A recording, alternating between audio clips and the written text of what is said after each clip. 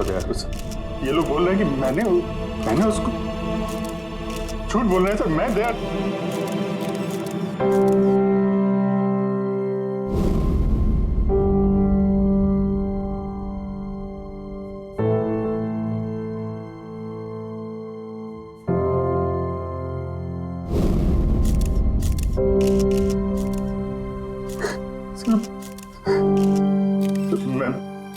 मुझे पता नहीं सर, मैंने कब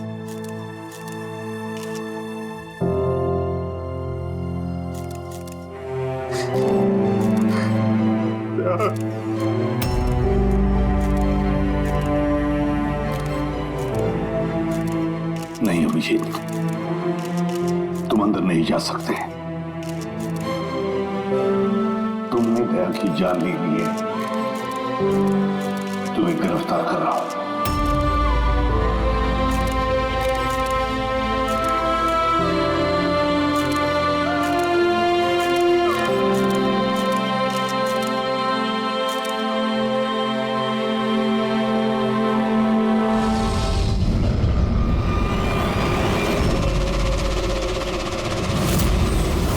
सर, जिसका खून हुआ है उसका नाम डीके है, एक प्राइवेट डिटेक्टिव।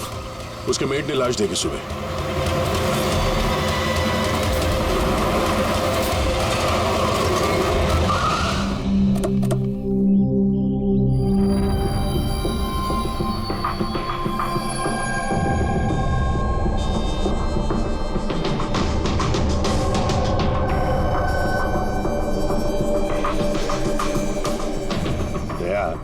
चेहरे के तो चिथड़े उड़ गए हैं। लगता है पॉइंट ब्लैंक रेंज से एक से ज्यादा गोलियां मारी है इसे। सर, इस कमरे का सामान अपनी जगह पे है सर, बिखरा हुआ नहीं है। ऐसा लगता नहीं है कि यहाँ पे हाथापाई हुई है।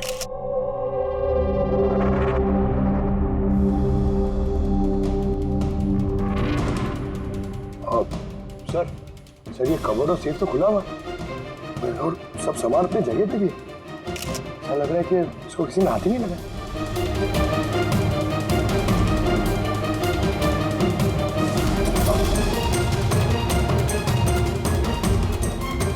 सर, पैसे और जेवर ऐसे के ऐसे ही। लगता है खूनी को जो चाहिए था शायद वो वही लेकर गए। सर, गोली।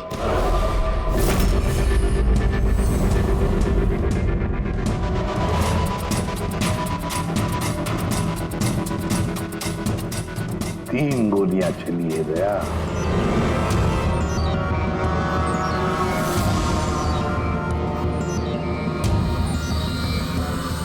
सर, आप रेडी?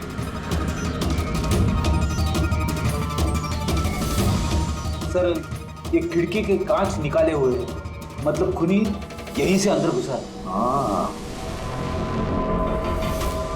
काम करो फ्रेडी, फिंगरप्रिंट्स उठा। आ गया। डीके का मोबाइल फोन सर। बनने से पहले डीके ने 3 बार किसी संजय को कॉल किया। संजय? किसी संजय को जान किया? नहीं साहब। रात 1 बजे से 2:30 बजे के बीच में 3 बार। संजय की डिटेल निकालो सर। हाँ, और हाँ दया, ये अभिजीत कहाँ रह गया? तुमने उसे फोन करके कहा था ना यहाँ आने के लिए क्राइम सीन पर? हाँ सर, बताया था। शायद कहीं ट्रैफिक में फंस गया होगा। ट्रैफिक में? फोन करो उसे, कहो इसी वक्त आ जाए यहाँ पर। सर। हाँ।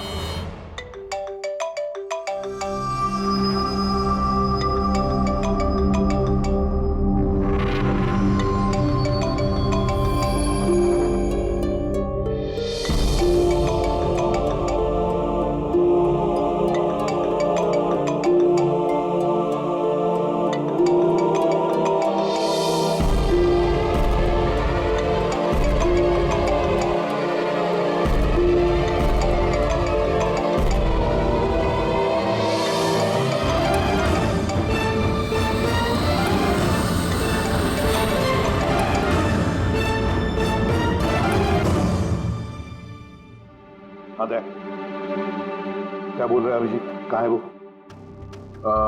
सर वो और तबीयत थोड़ी खराब है उसकी। वो डॉक्टर के पास जाएगा और शायद वहां से सीधे ब्यूरो पहुंचेगा। कोई प्रॉब्लम है? नहीं सर, कोई प्रॉब्लम नहीं। समझ में नहीं आता, ये अभिजीत दिल्ली से आने के बाद कुछ अजीब सा बर्ताव कर रहा है।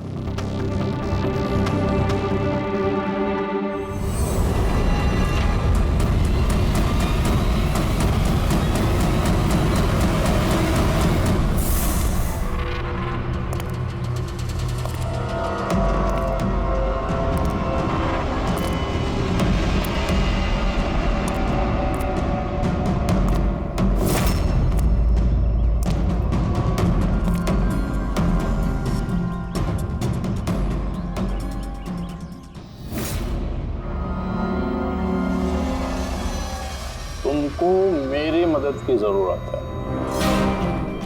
तुमको? हाँ? अरे भाई, तुम तो खुद एक सीआईडी ऑफिसर हो।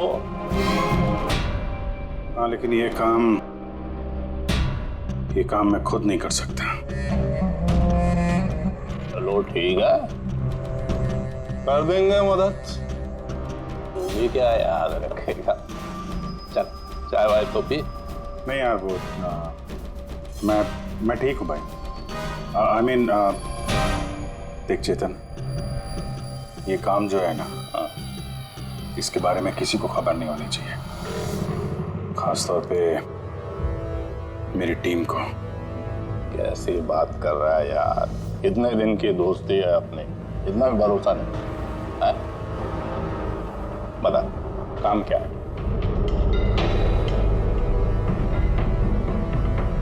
किसी का पीछा करना है, नजर रखनी है उस पे, और इस काम के मैं तुझे पैसे भी दूंगा। क्या बात कर रहा है यार, दोस्ती में पैसा? चल ठीक है, तेरा इच्छा है तो दे देना पैसा। वैसे पीछा किसका करना है?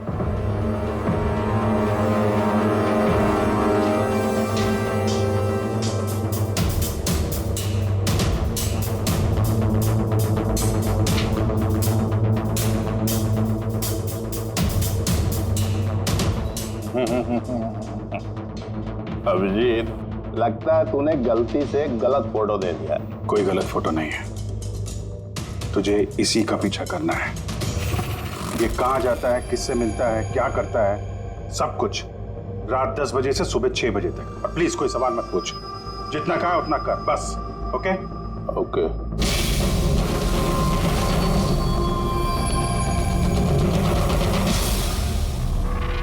या तो अभिजीत पागल हो गया है, या बहुत बड़ा कोई गेम चल रहा है।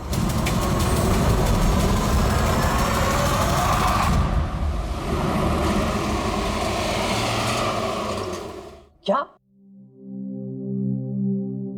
डीके का खून हो गया? मरने से पहले डीके ने आखिरी बार फोन पे आपसे बात की थी आधी रात को। क्या बात क्या हुई थी आपकी? वो मेरे कहने पर किसी पर जासूसी कर रहा था। कुछ सबूत मिला उसे, इसलिए उसने फोन किया था मुझे। जासूसी क्यों? मेरी बॉस मंदिरा जी के लिए। मंदिरा? कुमार ज्वेलर्स की मालकिन, मशहूर पेज 3 सेलिब्रिटी। उस दिल्ली वाले केस के बारे में तो आप सबने सुना ही। हो, मंदिरा कुमार, मंदिरा जी।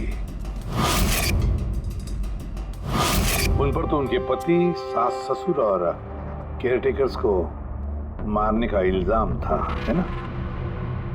जी। मगर सबूत न मिलने पर कोर्ट ने मंदिरा जी को बरी कर दिया। और उसके कुछ ही दिनों बाद मंदिरा जी के पर्सनल असिस्टेंट इशाना, उसने भी आत्महत्या कर ली।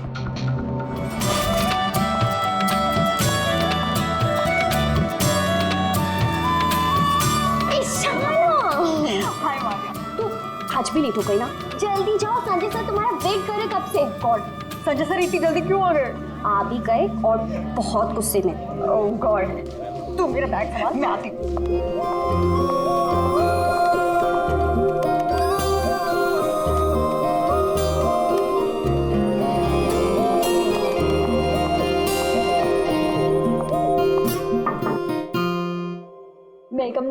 कम in. Sorry sir, sorry sorry sorry sorry sir, sorry, I am so sorry. What is this Ishana? ये कोई टाइम है ऑफिस आने का? सर ट्रैफिक बहुत ज्यादा था। और ट्रैफिक ट्रैफिक, ये क्या रोज रोज का एक्सक्यूज है तुम्हारा? इस ऑफिस में बाकी लोग भी इसी ट्रैफिक में आते हैं ना। हाँ बोलो कुमार। नहीं 30 दिसंबर के पहले कुछ नहीं हो सकता है। अरे तुम जानते हो यार, 30 दिसंबर को मंदिरा मैम का इवेंट है मुंबई में, उसके पहले जो कुछ भी होगा उसके बाद होगा। हाँ हाँ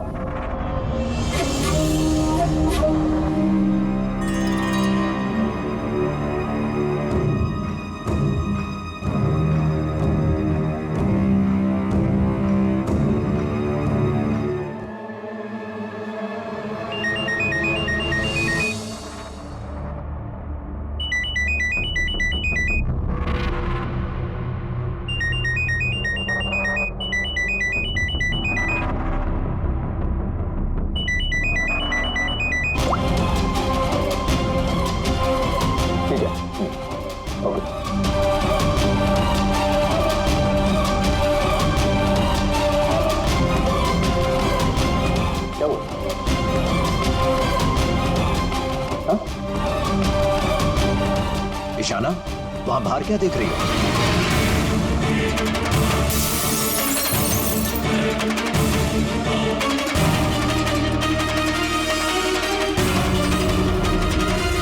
मेरे ही कैबिन की खिड़की से कूदकर आत्महत्या की थी उसने। आत्महत्या क्यों की थी वो किसी को पता नहीं। वैसे मंदिरा जी ने डीके को किस पर जासूसी करने के लिए काम पे लगाया था? उनकी जान को खतरा है। डीके वही पता लगाने की कोशिश कर रहा था। जान को खतरा किससे? दरअसल कोर्ट से बरी होने के बाद कोई मैम को धमकियां दे रहा था। ये धमकियां फोन पर ही? जी हाँ, फोन पे भी, अनजान नंबरों से और टाइप किए गए चिट्ठियों से भी। मैम दोबारा पुलिस के चक्करों में पड़ना नहीं चाहती थी, इसलिए डीके को हायर किया था उन्होंने। तो कुछ पता चला डीके को? उसके हाथ कुछ सबूत तो लगा था कि उसने एक पेन ड्राइव में सेव करके रखा था। वो पेन ड्राइव वो मुझे देना चाहता था, इसलिए दिल्ली से मुंबई आया था मैं। तो डीके के घर में उसका लॉकर खुला हुआ था, तो कहीं उस लॉकर से ये पेन ड्राइव चोरी तो नहीं हुआ? हो सकता है दया। उसके घर में हमें एक लैपटॉप भी मिला सर, शायद उससे कुछ पता चल जाए। मंदिरा ऐसे कैसे कर सकती है? उसने अकाउंट फ्रीज कर दिया। वो भी आपको समझते क्या है? अब सब कुछ उनकी मर्जी से होगा। ये लोग कौन है? सीआईडी। वैसे हम संजय से मिलने आए थे। आप दोनों कौन हैं? सर ये कायरा है, मिस्टर कुमार, मेरा मतलब मंदिरा मैम की बेटी। और ये मैम के बहनोई हैं, मिस्टर सफीर। हम मंदिरा जी और उनके पूरे परिवार से कब मिल सकते हैं? क्योंकि उनकी जान की हिफाजत अब हमारी जिम्मेदारी है। इनफैक्ट मंदिरा मैम, कायरा के चचेरे भाई शिखर और उनकी पत्नी अमारा सब आज रात को ही आ रहे हैं। 30 दिसंबर को कुमार ज्वेलर्स का एनुअल चैरिटी इवेंट है, उसमें शामिल होने के लिए। तो ठीक है, कल सुबह सुबह ही मिलते हैं।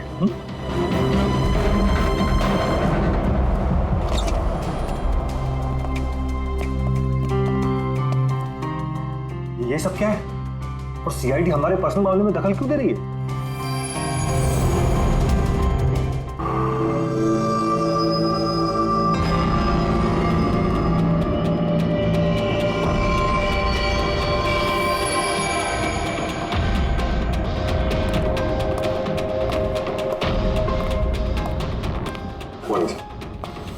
हेलो सर, अब तबीयत कैसी है आपकी? मर्डर इन्वेस्टिगेशन है सर, प्राइवेट इन्वेस्टिगेटर डीके की। घर ही में मौत हुई है सर। ये पूरी केस फाइल है।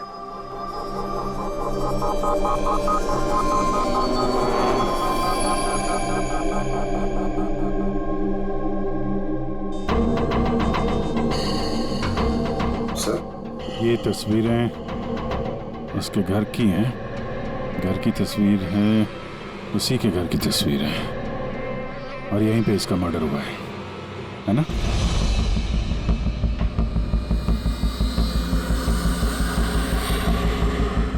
बराबर यहीं पे मर्डर हुआ है इसका। पंकज, ये क्या पूछ रहे हैं हमसे? हमने अभी अभी तो यही बताया। वही तो सर, लग रहा है अभी भी उनकी तबीयत ठीक नहीं है, कुछ गड़बड़ लग रहा है सर।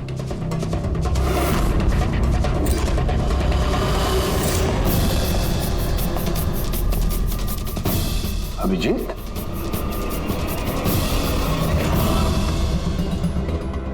Good morning sir. क्या चल क्या रहा है तुम्हारा? कहाँ गायब हो गए थे?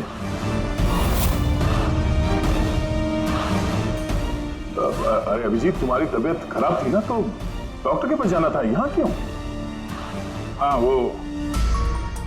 हाँ सर, वो कुछ दिनों से थोड़ी गड़बड़ चल रही है सर, पर अब ठीक है, आई एम बेटर नाउ। या गड़बड़ चल रही थी। सर, डीके संजय को जो पेन ड्राइव देने वाला था, तो उसका जो डेटा है वो हम हासिल करने का एक तरीका है सर। पेन ड्राइव तो मिला नहीं ना रे, तो फिर डेटा कहाँ से लाओगे? सर है ना, एक तरीका है, वो हम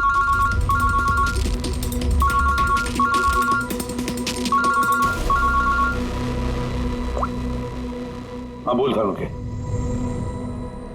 हाँ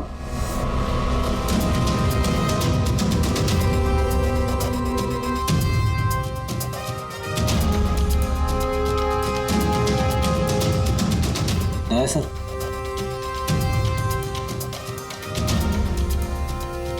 सर, अभिजीत सर की तबीयत अभी भी ठीक नहीं लग रही है।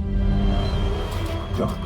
सर उन्हें केस के बारे में समझा रहे थे, लेकिन वो हमारी तरफ सुन ही नहीं रहे थे सर, अपने में ही कहीं घूम थे। डैडी सर, मंदिरा केस के बारे में सारी डिटेल्स निकालनी है, न्यूज़पेपर्स पे, टीवी पे जो भी आया है सब।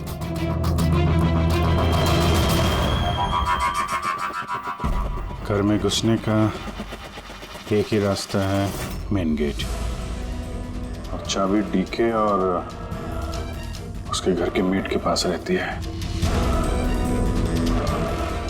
बाथरूम की खिड़की। मतलब कातिल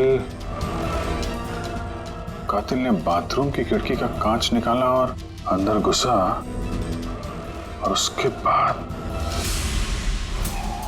अभिजीत क्राइम सीन पर था भी नहीं, और यहाँ पे तो बाथरूम का कोई फोटो भी नहीं है, तो फिर इससे ये सब कैसे पता? अभिजीत मुझसे कुछ छुपा रहा है, मगर क्या?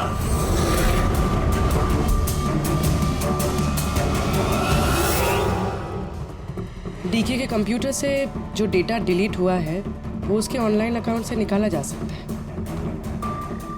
बस एक बार ये पासवर्ड मैच हो जाए।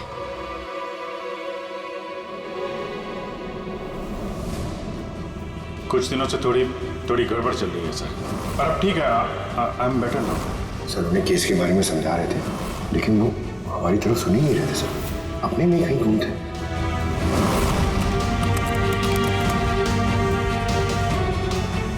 यस सर, पासवर्ड मैच हो गया।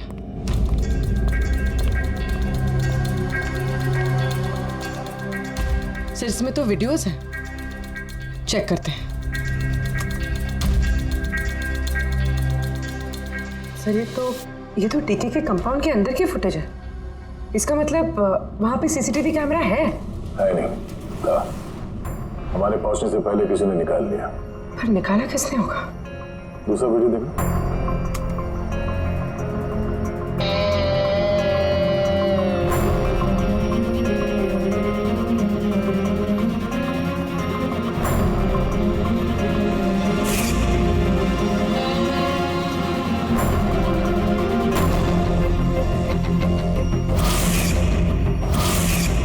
ये कैसा सकता है?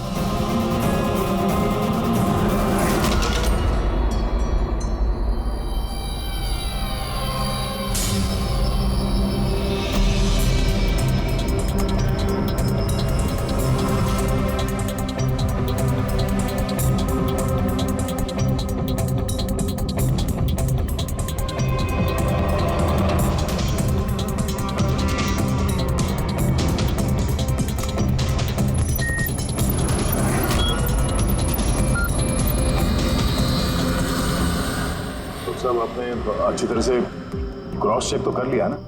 मतलब गन तो हमारे पास है नहीं, तो कहीं कोई गलती? नहीं था, कोई गलती नहीं।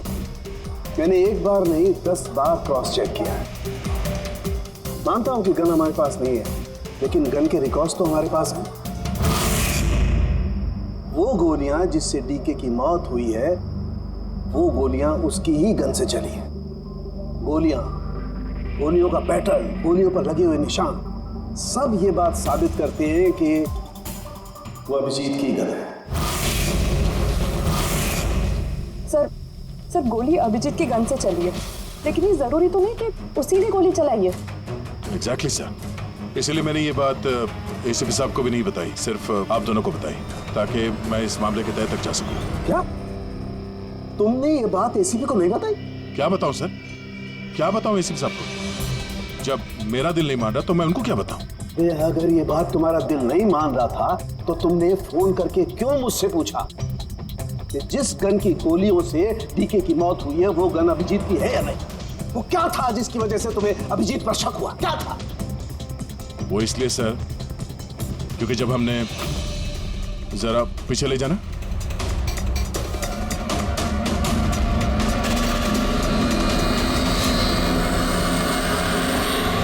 अभिजीत डीके के घर? दया, फिर भी तुम अभिजीत को बचाने की कोशिश कर रहे। देखो दया, अभिजीत और तुम्हारी दोस्ती को मैं बहुत अच्छी तरह से मानता हूं, उसका आदर भी करता हूं, लेकिन ड्यूटी, अपना फर्ज किसी भी रिश्ते, किसी भी दोस्ती से ज्यादा बड़ा होता है, और ये बात मुझे तुम्हें बताने की जरूरत नहीं है। सर बिना ठोस सबूत के अभिजीत सर पे शक करना? सबूत नहीं था तो क्या था पूरी? अभिजीत डीके के घर में घुसा, ये सबूत नहीं है तो क्या है पूरी? अभिजीत सर डीके के घर में घुसे ये हमने देखा, लेकिन उन्होंने डीके का खून किया ये तो नहीं देखा ना। सर ये भी तो हो सकता है कि उनकी गन से डीके को किसी और ने मारा हो सकता है, ये हो सकता है कि अभिजीत की गन से डीके को किसी और ने मारा हो, लेकिन ऐसी हालत में अभिजीत की गन अभिजीत के पास नहीं होनी चाहिए। क्या तुम लोगों को अभिजीत ने बताया? उसने बताया कि उसकी गन गुम हो चुकी है, कोई गुमशुदगी की रिपोर्ट लिखाई उसने?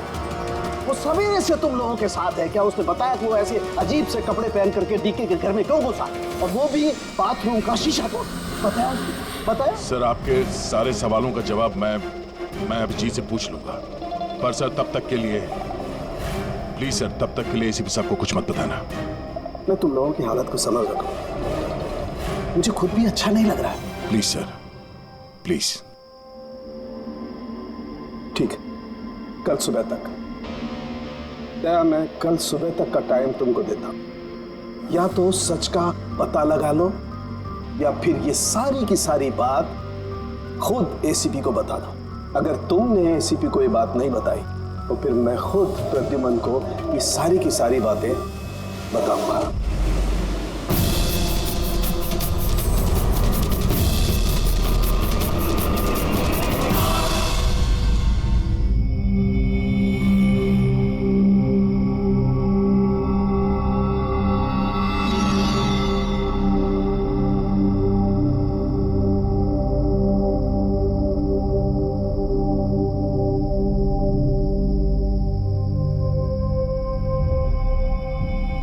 आधा घंटे से ऊपर हो गया, 10 का 10:30 बज गया, अभी तक आया ही नहीं। पूरी रात यहाँ लगता है इंतजार करवाएगा।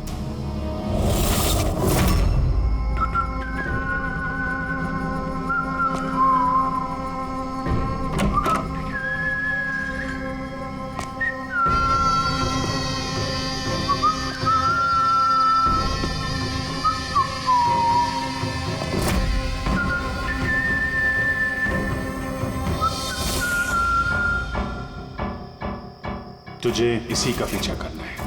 ये कहाँ जाता है, किससे मिलता है, क्या करता है, सब कुछ रात 10 बजे से सुबह 6 बजे। ये अभिजीत है? इसको क्या हुआ? ये होलिया क्या बना रखा है इसने?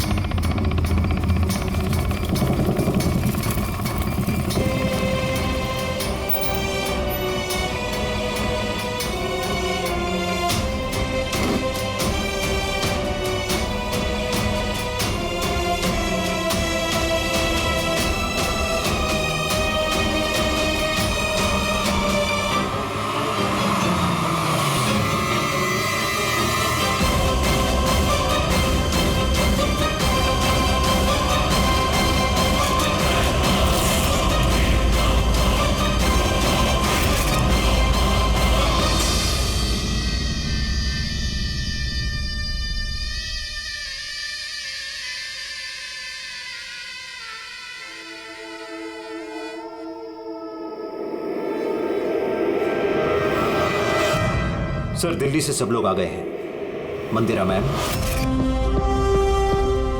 अमारा मंदिरा के देवर की बहू, कायरा मंदिरा की सौतेली बेटी, सबीर मंदिरा का बहनोई, शिखर मंदिरा के देवर का बेटा। आइए मैम, ये है सीआईडी की टीम।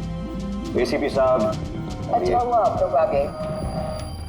डीके के कातिल का पता चला? अरे आपको तो मालूम होगा कि हमारा मशहूर एनुअल इवेंट 30 दिसंबर को होने वाला है।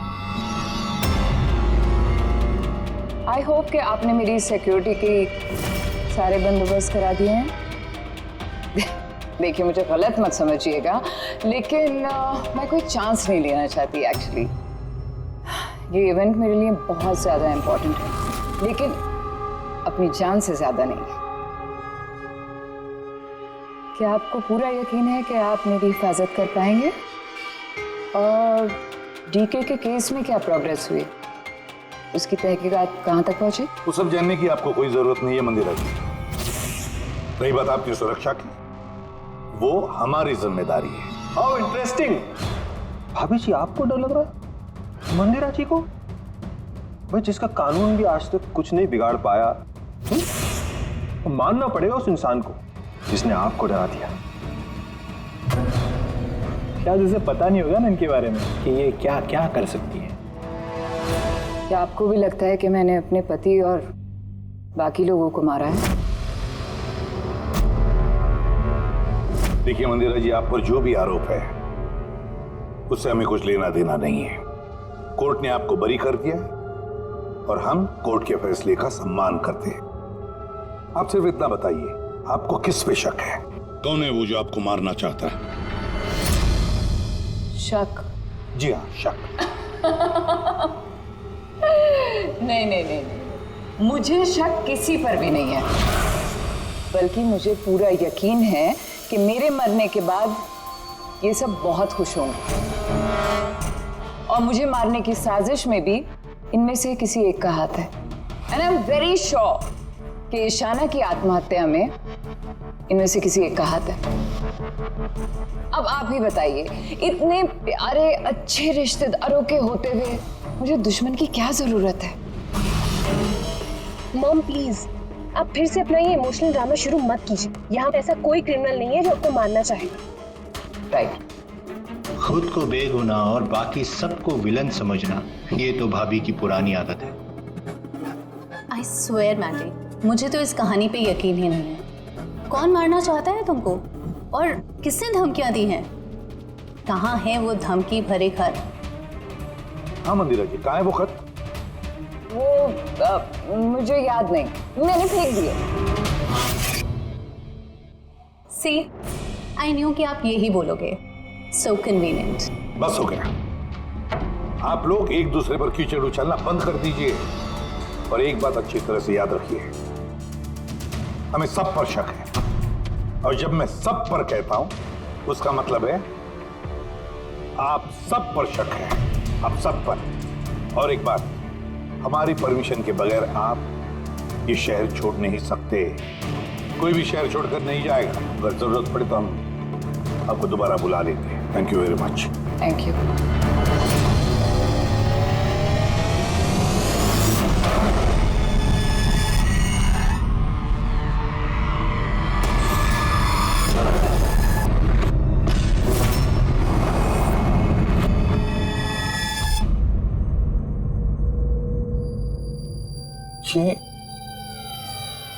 ये मैं हूं?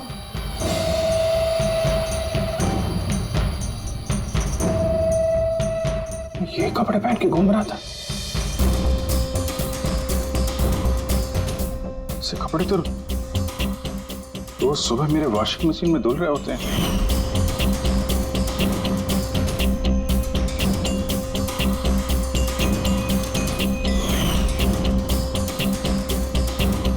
पर ये जूते, यार ये जूते गंदे रहते जैसे मैंने इन्हें पहना हो। लेकिन मुझे याद नहीं मैं ये कपड़े कब पहनता हूं। सच में मुझे क्या हो रहा है मेरे साथ? ये कार में कौन है? ये किससे बात कर रहा हूँ मैं? कौन है कार में? नहीं, मैंने नहीं देखा। तुम बात कर रहे थे, तुम्हें पता होगा। और तुम कल तो मुझे पहचाने ही नहीं।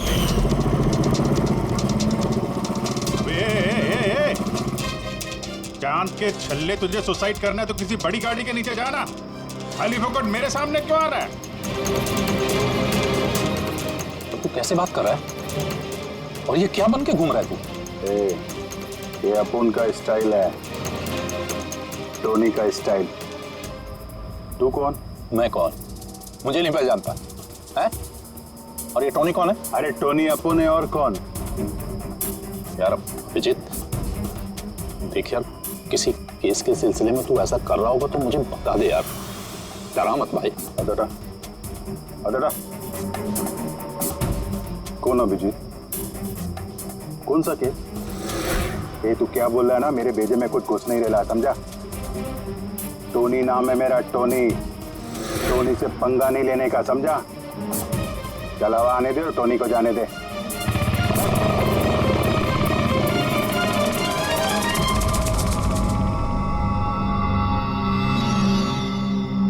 ये अभिजीत अपने आप को टोनी क्यों बोल रहा है? टोनी?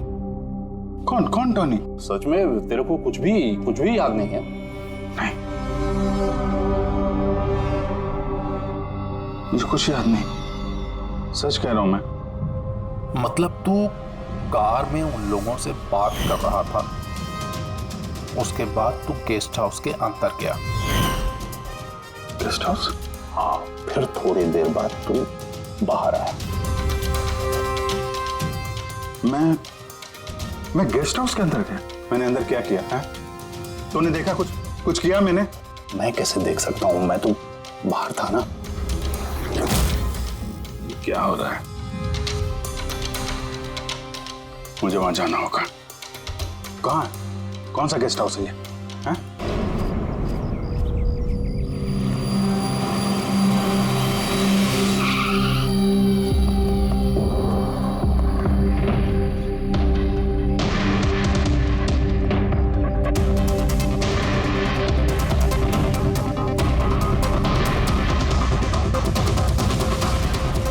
सर, खून।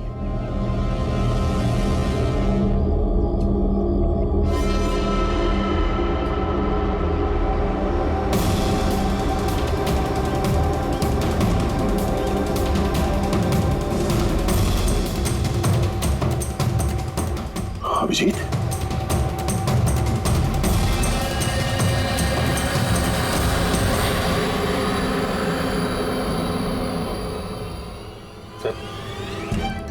तुम यहाँ पे? तुम्हारा फोन ट्रैक करके, और यही सवाल मैं तुमसे पूछ रहा हूं अभिजीत, तुम यहाँ कैसे?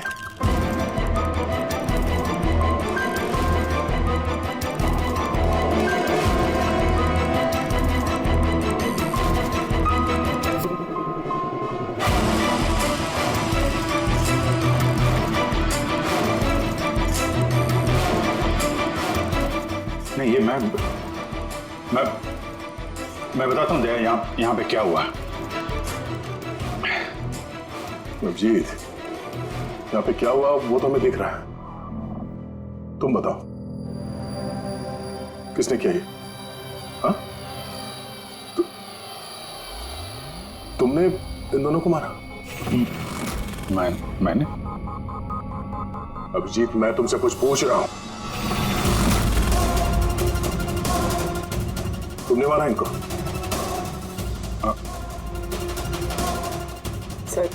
सर आप अभिजीत सर पे इल्जाम लगाए हैं सर। मुझे इल्जाम लगाने की जरूरत नहीं है पूर्वी, तुम देखने रही हो यहाँ दो लाशें पड़ी हैं, खून से लथपथ, और सीआईडी ऑफिसर अभिजीत लाशों के बीच से ये बैज उठा रहा है, या यूं कह लो कि सुराग चुरा रहा है। अभिजीत, मैं फिर पूछ रहा हूं तुमसे, मुझे तुम्हारे साथ अपराधियों जैसे बर्ताव करने पे मजबूर मत करो। तो क्या करूं मैं? क्या बोलूं मैं? अगर मैं बोलूं कि मैंने ये नहीं किया तो मानोगे? अगर मैं कहूं कि मुझे पता नहीं कि मैंने किया है या नहीं? आई नो मैं अनर्गल बोल रहा हूं, लेकिन तुम लोग तो मुझे जानते हो ना। अभिजीत, यहां मेरे सामने जो सबूत पड़े हैं उनको देखकर हम कुछ कह नहीं सकते। मुझे अपना फर्ज निभाना होगा।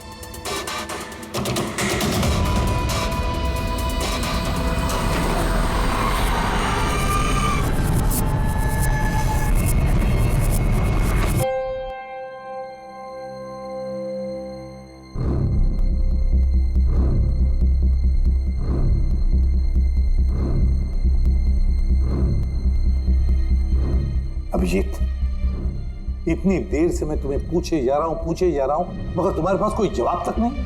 हाँ? तुम जानते हो तुम पर कैसा इल्जाम है? कुछ समझ रहे हो तुम?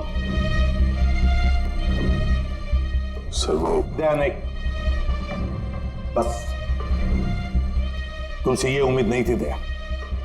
इतना सब हो गया, तुमने मुझे बताया तक नहीं। क्यों नहीं बताया मुझे दया? ये तो सड़न के तूने मुझे बताया, वरना पता नहीं। दया, मैंने वही किया जो सही था। बताओ अभिजीत, क्या तुमने ये खून किया है? अभिजीत, क्या ये खून तुमने किया है? मुझे नहीं पता सर। पता नहीं कैसे? डैमेज, पता नहीं कैसे? हाँ? डीके के घर में चोरी छुपे तुम घुस रहे थे, उसका सीसीटीवी फुटेज मैंने देखा। उन लाशों के बीचों बीच खड़े थे तो दैन तुम्हें खुद या पकड़ के लाया। डीके और उन बॉडीगार्ड पे जो गोलियां चली वो तुम्हारी इस गन से चली है, इसी गन से चली है। और तुम कह रहे हो कि तुम्हें कुछ पता नहीं। मेरी आंखों में आंखें डालकर बताओ मुझे, कहो कि तुमने ये खून नहीं किया, कहो कि तुमने कुछ पता नहीं है। तुम्हें नहीं पता है सर, मुझे कुछ नहीं पता सर, सॉरी। क्या बताऊं मैं आपको, क्या बोलूं सर, जब मैं खुद नहीं जानता सर कि मैं डीके के घर में क्यों पहुंचा, कैसे ये सारे खून मेरे इस गन से हो रहे हैं, मुझे नहीं पता सर। सर मैं तो डीके को जानता भी नहीं, मैं उन बॉडीगार्ड्स को नहीं जानता, मैं मंदिरा को नहीं जानता, मैं तो अपने आप को भी नहीं जानता सर। मैं क्या करता हूं, कहां जाता हूं, किससे मिलता हूं, मुझे नहीं पता। पिछले कुछ दिनों से मेरे साथ कुछ तो हो रहा है, लेकिन मुझे ठीक से पता नहीं चल रहा है। दिन भर सब कुछ ठीक रहता है, रात को घर जाता हूं, खाना खा के सो जाता हूं, और जैसे ही सुबह उठता हूं तो अजीब से कपड़े, अजीब से जूते जो मेरे नहीं हैं, पता नहीं कहां से मेरे घर में आ जाते हैं। कपड़े वॉशिंग मशीन में धुल रहे होते हैं, जूतों पे मिट्टी लगी रहती है, ऐसा लगता है कि जैसे मैंने उनका इस्तेमाल किया है, लेकिन मुझे पता नहीं चलता। थकान सी रहती है, ऐसा लगता है कि जैसे मैं रात भर जगा हूं, लेकिन जग के मैंने क्या किया मुझे नहीं पता। लगता है हर रोज मेरी जिंदगी के 6-8 घंटे गायब हो जाते हैं, जिनके बारे में मुझे कुछ पता नहीं। आप कहते हैं कि मैं डीके के घर गया, हो सकता है, लेकिन मुझे नहीं पता। मैंने डीके और उन बॉडीगार्ड्स को मारा, लेकिन मुझे नहीं पता। मैं मंदिरा को मारने की कोशिश कर रहा हूं, लेकिन मुझे नहीं पता। मैं क्या करता हूं, मैंने क्या किया है, मैं क्या करने वाला हूं, मुझे नहीं पता सर, मुझे नहीं पता।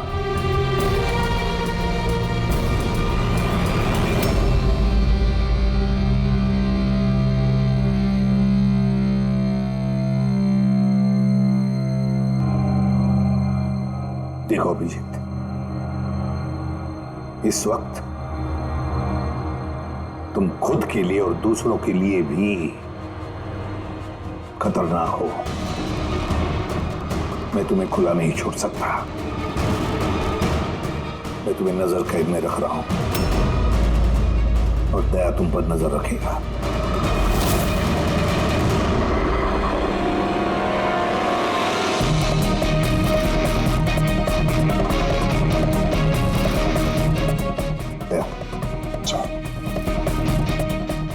बात अच्छी तरह से याद रखना, तुम अपने दोस्त पर नहीं बल्कि एक कातिल पर, एक खूनी पर नजर रख रहे हो। एक ऐसा आदमी जिसका मानसिक संतुलन बिगड़ चुका है। अब से इस केस की तहकीकात मैं खुद करूंगा और तुम अभिजीत को रोकोगे कोई भी जुर्म करने से। अगर उसके लिए तुम्हें अभिजीत पर गोली भी चलानी पड़े तो वो तुम चलाओगे। Is that clear? Yes sir.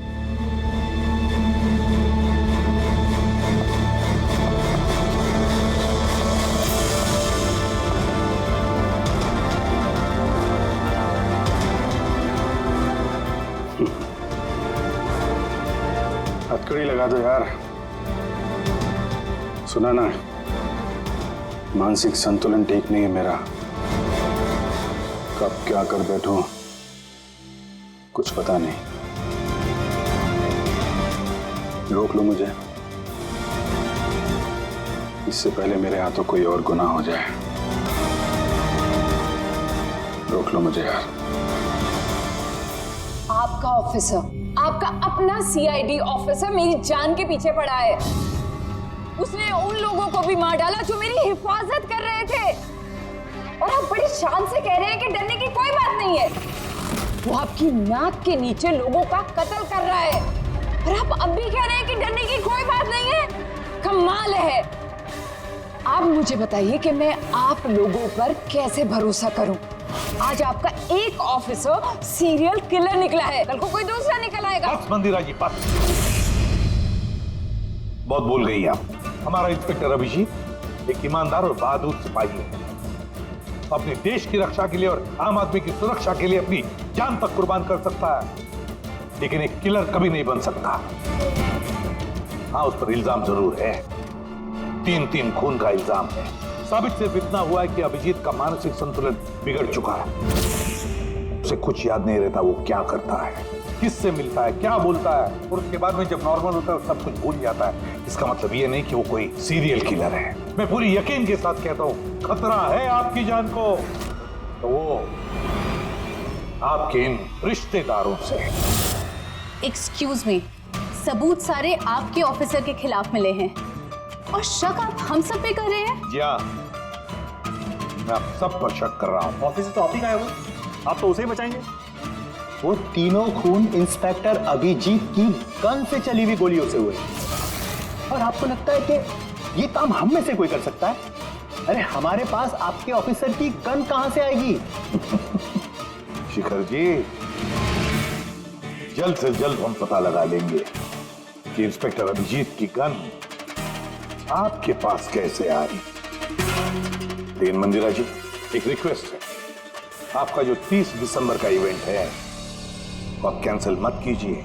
बहुत अच्छा मौका है खूनी को पकड़ने का, क्योंकि खूनी उस इवेंट में जरूर आएगा।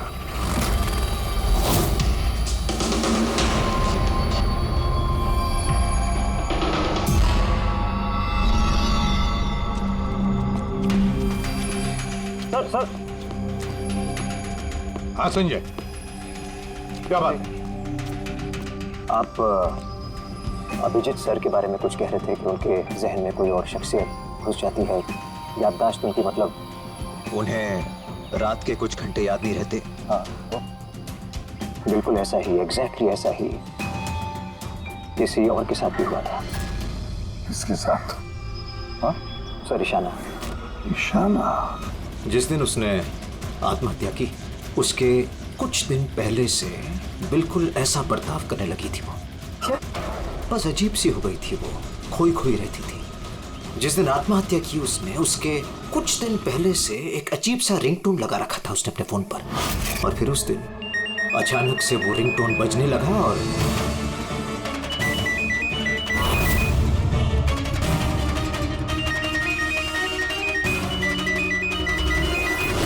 ऐसा लग रहा था कि वो ईशाना नहीं कोई और है। सर, अभिजीत सर भी तो दिल्ली से आने के बाद इस तरह से बिहेव कर रहे हैं। हाँ, ईशाना, अभिजीत, दिल्ली, ये तीनों का कोई ना कोई कनेक्शन जरूर है, कुछ ना कुछ तो गड़बड़ जरूर है, कुछ ना कुछ तो है।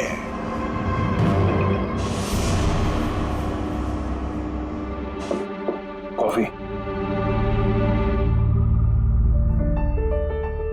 अरे पी लो यार, कुछ मिलाया नहीं है। मैं यही हूं और कहीं भागने वाला नहीं। अभिजीत, तुमने हम सबसे ये बात छुपाई क्यों?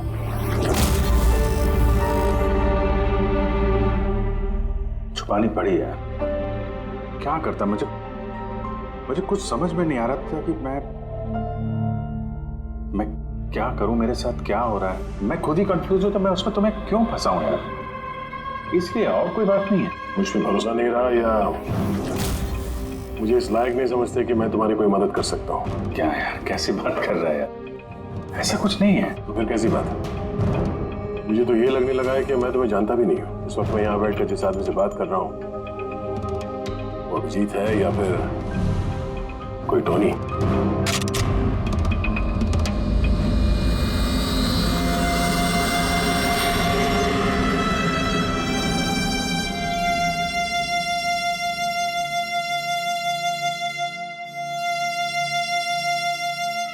मैं तुम्हें कोई नुकसान नहीं पहुंचाने वाला। अभिजीत हूं या टोनी, सपने में भी नुकसान नहीं पहुंचाऊंगा। गन दिखाने की जरूरत नहीं है। बात यह है ही नहीं कि तुम मुझे कोई नुकसान पहुंचा सकते हो या नहीं। बात यह है कि मैं यहां सिर्फ अपनी ड्यूटी कर रहा हूं और मैं कोई चांस नहीं ले सकता। मैं तो तुम्हें शायद जानता भी नहीं हूं।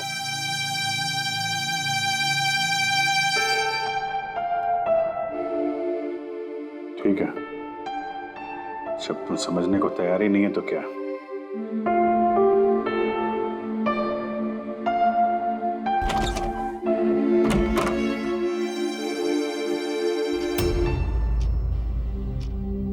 तो डॉक्टर महेश, हमने आपको सारी बात बता दी। अब आप बताइए, आपको क्या लगता है? देखिए, अभी अभी आपने जो कुछ भी मुझे कहा ये अभिजीत और ईशाना के बारे में, उससे एक बात तो बिल्कुल साफ है कि दोनों की कंडीशन एक जैसी है। Artificially induce split personality. इसे सरल शब्द में मैं आपको समझाऊं तो इसमें पेशेंट के दिमाग में उसके अपने व्यक्तित्व के अलावा एक और व्यक्तित्व को प्लांट किया जाता है जो किसी खास दशा, निर्देश, आदेश के मुताबिक चलता है और उसे इस तरह सेट किया जाता है कि वो व्यक्तित्व खास निर्धारित समय पर निर्धारित ट्रिगर मिलने पे उस व्यक्तित्व पे हावी हो जाता है। और जितनी देर ये हावी रहता है वो पुराने व्यक्तित्व के बारे में ना तो कुछ जानता है और ना ही उसे पुराने व्यक्तित्व के बारे में कोई भी चीजें याद रहती हैं। ये इंसान का दिमाग है। इस दिमाग के दो मुख्य हिस्से हैं, सचेत मस्तिष्क यानी कि कॉन्शियस स्टेट ऑफ माइंड, जिसमें हम अभी हैं, और अचेत मस्तिष्क यानी कि semi conscious state of mind, जो हम सब सो रहे होते हैं उस वक्त होता है। और कभी कभी जागते हुए भी किसी नशे या किसी दवाई के असर में हमारा अचेत मस्तिष्क एक्टिव होता है। सचेत और अचेत दोनों ही अवस्था में ही दिमाग अलग अलग होते हैं। इस अवस्था में दोनों ही दिमाग जो सोचते हैं, जो बातें, जो यादें, उसे सेव कर लेते हैं। सचेत मस्तिष्क में सेव बातें तो हमें बरसों तक याद रहती हैं, लेकिन अचेत मस्तिष्क में सेव की हुई बातें हमें याद नहीं रहती। डॉक्टर महेश, ये कुछ हिप्नोसिस जैसा, सम्मोहन जैसा, जिसमें इंसान के दिमाग को कंट्रोल करके उससे कुछ भी करवाया जा सकता है एक रोबोट की तरह से, और बाद में किसी खास आवाज से उस सम्मोहन को तोड़ दिया जाता है और इंसान को कुछ भी याद नहीं रहता। नहीं नहीं नहीं डॉक्टर सोलंकी, सम्मोहन अलग प्रक्रिया है। सम्मोहन में आप आदमी को तभी तक कंट्रोल में रख सकते हैं जब तक वो सम्मोहित अवस्था में है। सम्मोहित अवस्था से एक बार बाहर निकलने के बाद उसे वापस सम्मोहित करना पड़ता है। ये मुद्दा ही बिल्कुल अलग है। यहां पर इंसान के दिमाग में एक घटना जो बिल्कुल घटी नहीं है, एक व्यक्ति जो है ही नहीं, उसे उस इंसान के अंदर डाला जाता है। उसके दिमाग में ये बात फिट की जाती है। अच्छा, तो इसका मतलब है यही सब कुछ तो अभिजीत के साथ हो रहा है। किसी भी तरह से अभिजीत को ट्रिगर मिलता है जिसकी वजह से टोनी जाग जाता है। Exactly sir. रात को अभिजीत के सो जाने के बाद उसको जरूर कुछ आवाजें सुनाई देती होगी जो कि उस टोनी के लिए ट्रिगर हो सकती है। वो आवाज सुनते ही टोनी जाग जाता है, लेकिन अभिजीत वही सोया रहता है। टोनी जाग जाता है वो टोनी जो खूनी है, जो दरिंदा है, जो मुजरिम है, और अभिजीत के जानने वालों में से वो किसी को भी नहीं जानता। अगर ऐसा है तो अभिजीत के अंदर के टोनी को भी किसी भी तरह से कमांड दिया गया है मंदिरा को मारने का। तो 30 दिसंबर वाले इवेंट में ये टोनी इसे अंजाम देगा, मंदिरा को मारने की कोशिश करेगा। 2 दिन बाद 30 दिसंबर।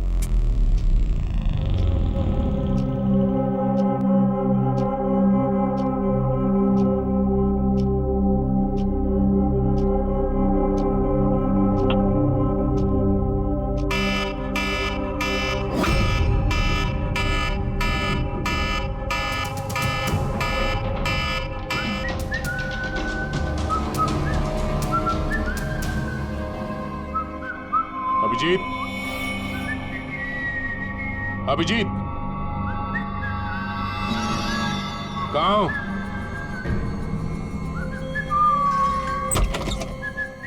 अभिजीत, अभिजीत, ओए, टोनी।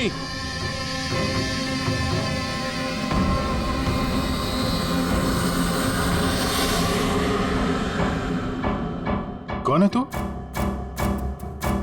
तू अपन के घर में क्या कर रहे ला? अभिजीत, टोनी, तुम यहां से बाहर नहीं जा सकते। तुम यहां नजरबंद हो। इस घर के अंदर रहना होगा, समझे? टोनी को अपना काम करने का है। मेरे रास्ते में खाली पीली आएगा, भेजा उड़ जाएगा। चल अब आने दे। घर से बाहर नहीं, घर में। हाथ हटा, हाथ हटा। बोला ना टोनी को अपना काम करने का है। मेरा भेजा मत हिला। मेरे और काम के रास्ते के बीच में कोई नहीं आ सकता। चल। टोनी, तुम कहीं नहीं जाओगे। यहीं घर पे रहोगे तुम, समझा? क्या बोला? टोनी पे हाथ उठाया तूने? टोनी पे हाथ उठाया! अभिजीत! अभिजीत! अभिजीत!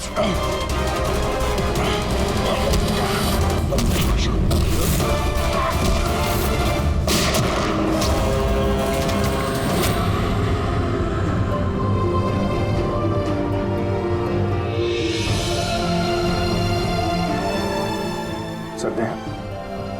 क्या हुआ था? ये लोग बोल रहे हैं कि मैंने नहीं अभिजीत, तुम अंदर नहीं जा सकते। तुमने दया की जान ले ली है। मैं तुम्हें गिरफ्तार कर रहा हूं।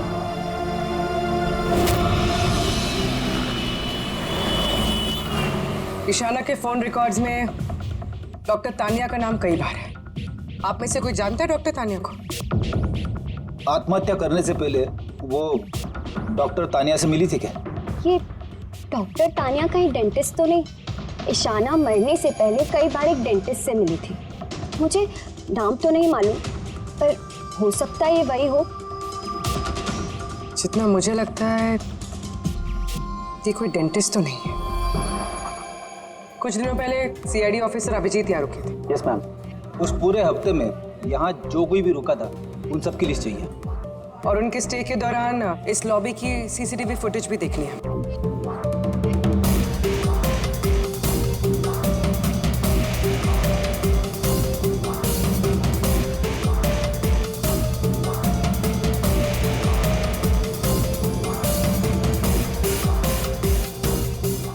एक मिनट पॉज कीजिए। ये लड़की कौन है जिससे अभिजीत सर बात कर रहे हैं? पूर्वी, इस लिस्ट में डॉक्टर तानिया का नाम है और वो यहीं पे रुकी हुई थी जब तक अभिजीत सर यहाँ पे थे। शायद ये वही लड़की। क्या नाम है इस लड़की का? मैम डॉक्टर तानिया, हफ्ते भर यहीं थी वो। सर, तानिया से तुरंत मिलना होगा। सर तान्या मुंबई के पैराडाइज होटल में रुकी हुई है। क्या मतलब मुझे टिकट नहीं मिल सकता? लुक, मुझे अभी इसी वक्त इंडिया से बाहर जाना है। Do you understand? Yes. Doctor Tanya? जी, आप कौन? ईशाना, ईशाना की दोस्त, सीआईडी ऑफिसर पूर्वी।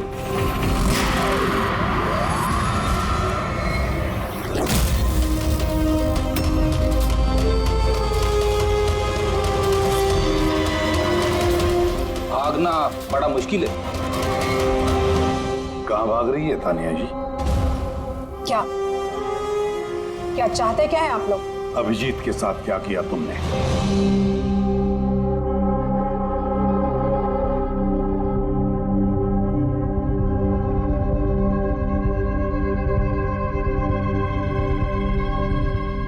ईशाना और अभिजीत के दिमाग के साथ मैंने ही एक्सपेरिमेंट किया है। ईशाना को आत्महत्या करने के लिए और अभिजीत को एक मर्डर करने के लिए मैंने ही प्रोग्राम किया था। कैसे कैसे किया तुमने program? Artificially induced split personality के जरिए मैंने दोनों के दिमाग को सेट किया और अपने सेट शेड्यूल के मुताबिक दोनों को इस तरह प्लान किया कि एक ट्रिगर बजेगा या एक कॉल आएगा, और जब भी ये कॉल आएगा दोनों को वो सारे ऑर्डर्स मानने होंगे किसी भी हाल पे। वो फोन नंबर जहां से उनको फोन आते हैं, किसका नंबर है ये? वो एक पीसीओ का नंबर है। ईशाना ने मुझे ये नंबर दिया था अभिजीत के दिमाग में फीड करने के लिए। क्या कहा? क्या कहा तुमने? अभिजीत के साथ ऐसा करने के लिए ईशाना ने कहा तुम्हें? जी। और फिर ईशाना की खुदकुशी, उसका क्या? उसका क्या? वो भी खुद ईशाना ने ही कहा था मुझसे करने के लिए। What?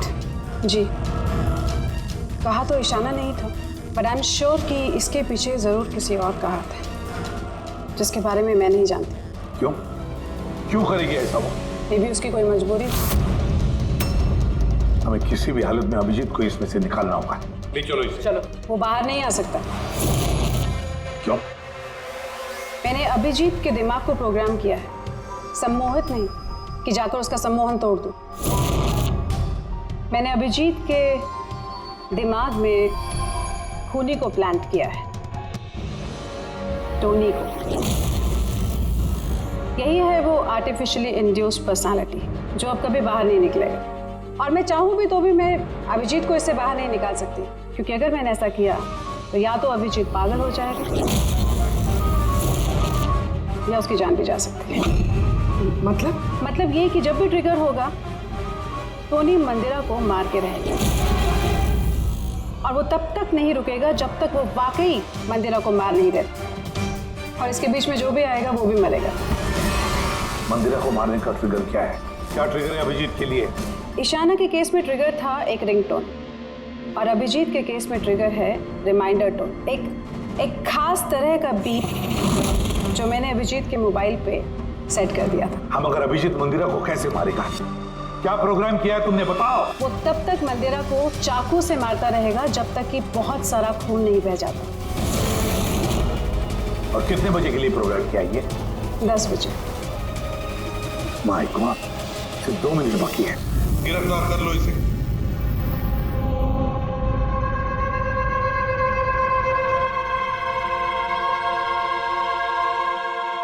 कभी जिंदगी में नहीं सोचा था सर कि आपके ऊपर मुजरिमों की तरह नजर रखनी पड़ेगी।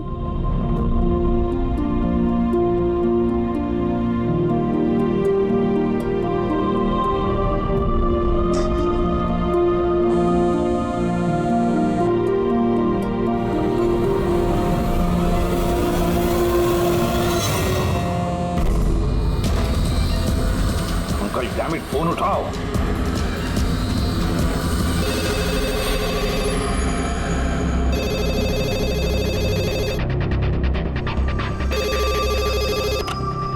हेलो पंकज, कहाँ थे तुम? मोबाइल क्यों नहीं उठा रहे थे? सॉरी सर, मेरा फोन साइलेंट पे था। इधर ही सर, अभिजीत सर के पास। सुनो मेरी बात, अभी के अभी जाके अभिजीत का फोन स्विच ऑफ करो। क्या सर? फोन स्विच ऑफ करो? फोन स्विच ऑफ करो, जैसे मैंने कहा वैसे करो, अभी इसी वक्त। अभिजीत सर का फोन? पंकज, तुम सवाल क्यों कर रहे हो? अभी के अभी जाके फोन बंद करो। देखो, बिल्कुल वक्त नहीं है हमारे पास, नहीं तो अभिजीत का टोनी बन सकता है। अभी इजाजत नहीं।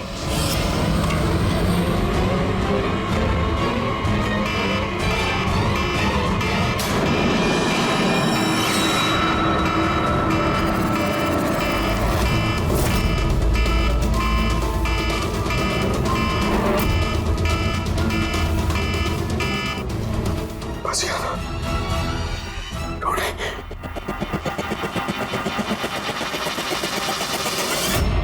अभिजीत सर, अभिजीत सर कहाँ गए? अभिजीत सर,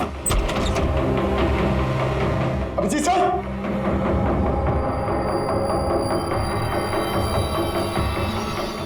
टोनी को बंद करके रखिए। हाँ? टोनी को पकड़ेगा तू? टोनी को? जो भी टोनी और मंदिरा के बीच में आएगा वो मरेगा।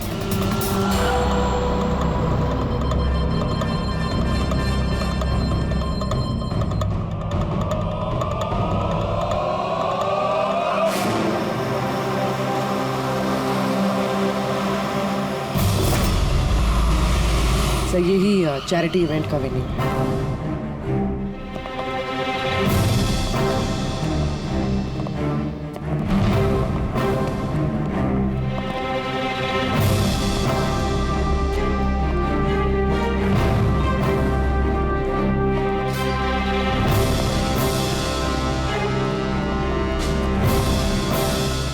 आप लोग रुक जाइए please.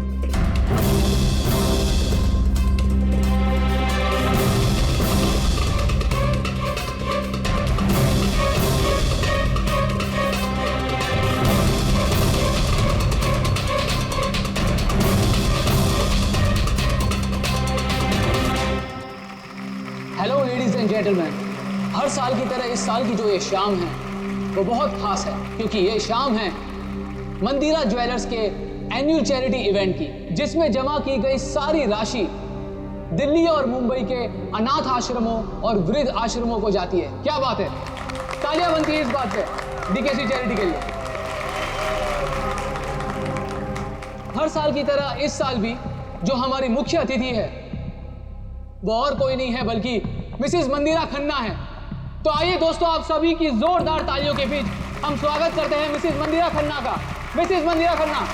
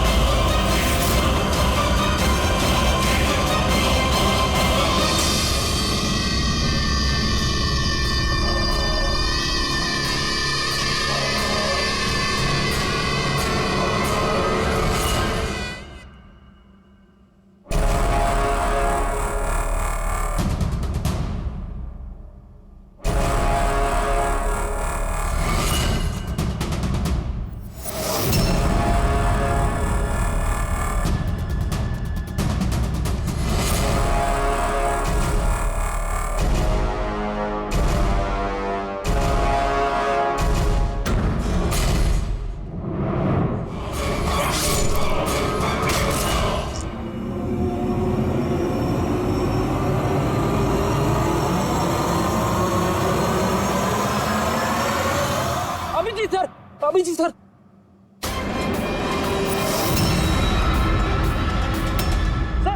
Sir light on. Sir अब जी ठीक है सर, जल्दी से हॉस्पिटल ले चलो, जल्दी आओ।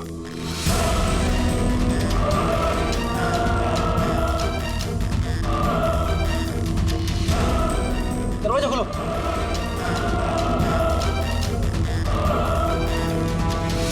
मंदिरा जी, टोनी ने अपना मिशन पूरा किया, मंदिरा जी को मारने का। वैसे हम पर भरोसा करने के लिए बहुत बहुत शुक्रिया मैम। कि आप लोग मुझे यहाँ क्यों लाए? मुझे तो स्टेज पे होना चाहिए ना। मैडम, हमारा एक प्लान है। प्लान? पूर्वी,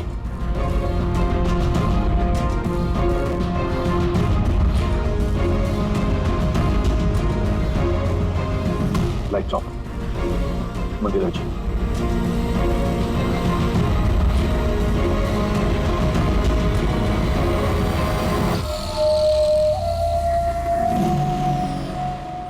और आपकी हिम्मत की भी दाद देनी पड़ेगी। Thank you. मॉम, मॉम अब ठीक हो ना? ये सब क्या है? आप लोग हमें ग्रीन रूम में लॉक करके क्या हासिल करना चाहते थे? आखिर खूनी तो कोई और ही निकला ना। सर, आपने ये सब मॉम की जान को खतरे में डाल कर किया। अगर सचमुच मॉम को कुछ हो जाता तो? ये तो वाकई बहुत बड़ा रिस्क था सर, बट आई होप अब खतरा टल गया। खतरा अभी तक टला नहीं है, क्योंकि इस खेल का असली मास्टरमाइंड अभी तक पकड़ा नहीं गया। कहानी अभी बाकी है।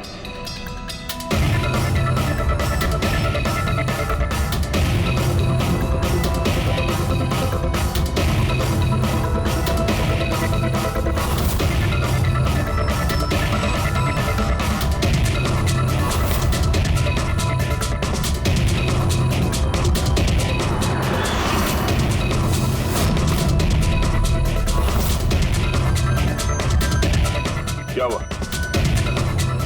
मुझे देख के अच्छा नहीं लगा? कभी कभी कातिल तक पहुंचने के लिए हमें मरना भी पड़ता है। इसका मतलब इनके खून की खबर नाटक थी? मेरी मौत से कातिल बड़ा खुश था कि वो कामयाब हो गया, और उसी समय का हमने फायदा उठाया। हम मंदिरा जी को बचाने में लगे हुए थे, और दया मास्टरमाइंड के पीछे लगा था। लेकिन असली मास्टरमाइंड है कौन?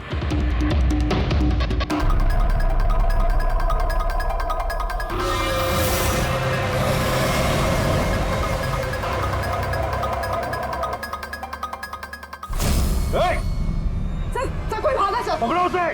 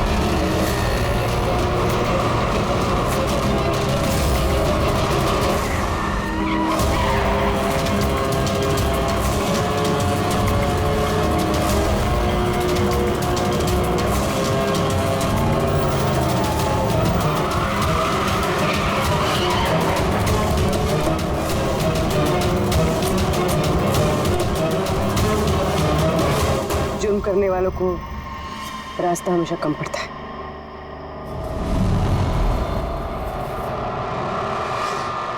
तुम ये सोच रही हो कि हमें कैसे पता चला कि खून तुमने किया?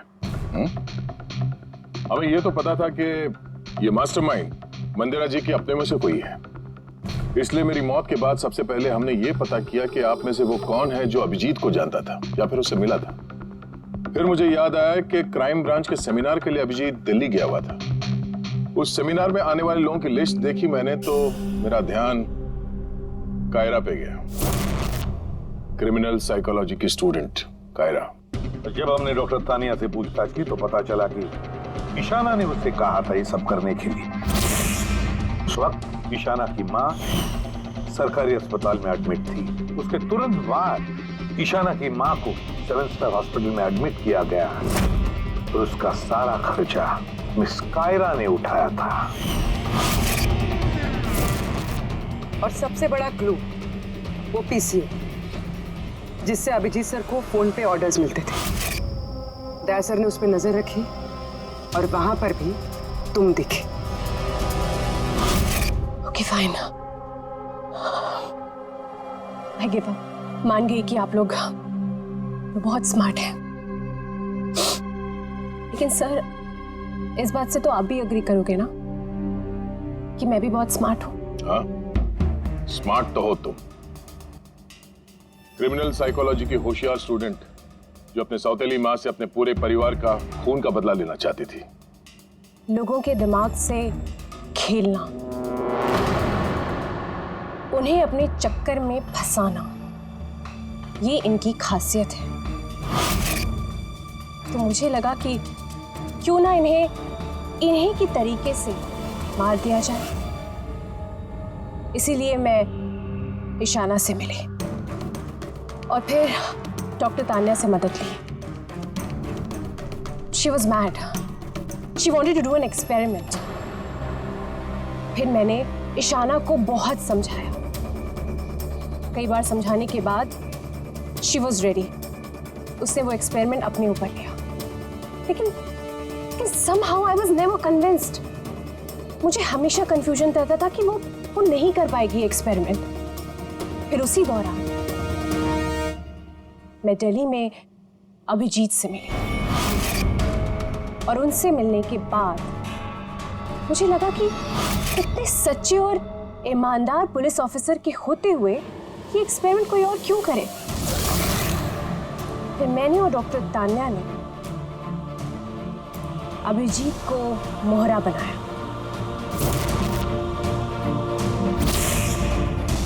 और अपना एक्सपेरिमेंट उन पर किया। और ईशाना हमारे किसी काम की नहीं थी, इसलिए हमने उसे अपने रास्ते से हटा दिया। ठीक है, और वो जो 2 बॉडीगार्ड, उन्होंने क्या बिगाड़ा था तुम्हारा? उन्हें क्यों मरवाया? ऐसा इसलिए किया क्योंकि सारा इल्जाम अभिजीत पर आ जाए और अभिजीत की बुलेट्स और गन्स हासिल करने के लिए टोनी था ना उसके दिमाग में। तुम इतनी खतरनाक हो सकती हो कायरा, मैं कभी सोच भी नहीं सकती थी। अब पता चल गया ना, तुमने मेरे माँ बाप के साथ, मेरी फैमिली के साथ जो भी किया है, तुम्हें जीने का कोई हक नहीं है। मैंने ये सब इसलिए किया क्योंकि मैं ये प्रूव करना चाहती थी कि इस दुनिया में किसी के भी दिमाग के साथ खेला जा सकता है, चाहे वो सीआईडी ऑफिसर ही क्यों ना हो।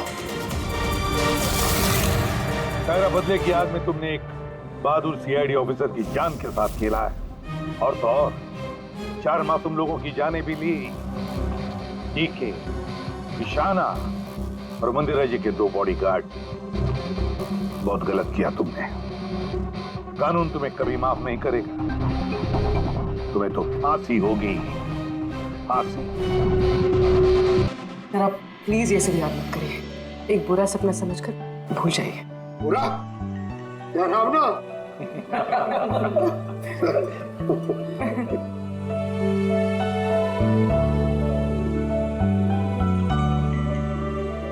बस मैं भूल सा रखिए। चलो, केस तो सॉल्व हो गया। हाँ, केस तो सॉल्व हो गया, लेकिन क्या? बस अभिजीत के दिमाग में जो टोनी को प्लांट किया गया था, वो मकसद पूरा हो गया। फिर अब उसे कोई ट्रिगर्स नहीं आएंगे, कोई कारा की आवाज सुनाई नहीं देगी, जिसकी वजह से अभिजीत टोनी बन जाता था। हाँ, लेकिन बॉस, लेकिन क्या? बस बात यह है कि टोनी अभिजीत के दिमाग में से कभी नहीं जाएगा। क्या? टोनी अभिजीत की पर्सनैलिटी का हिस्सा बन गया है बॉस। कोई नहीं जानता वो कब, कैसे, कहां सामने आ जाएगा।